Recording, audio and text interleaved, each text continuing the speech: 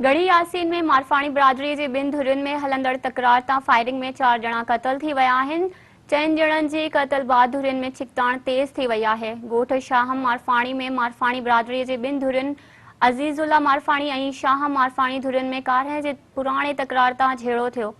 ॿिन्ही धुरियुनि हिक ॿिए मथां शदीद हथियारनि सां फायरिंग कई, जंहिं सबब 4 ॼणा मारिजी विया। मारिजी वियलनि में अब्दुल नबी मारफाणी, सुधीर मारफाणी, जॾहिं त ॿी धुर जा मोहम्मद हाशिम ऐं अब्दुल करीम मारफाणी मौके ते मारिजी विया।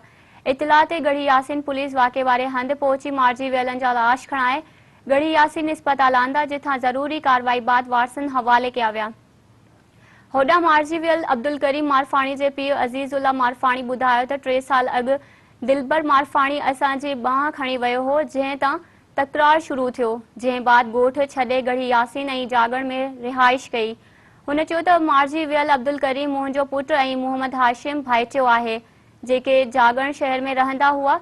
मुंहिंजे ॿिन्ही नौजवाननि खे ॻाल्हियूं करण बहाने घुराए घर में बंदि करे तशद्दुद बाद बेदर्दी सां क़त्ल कयो वियो।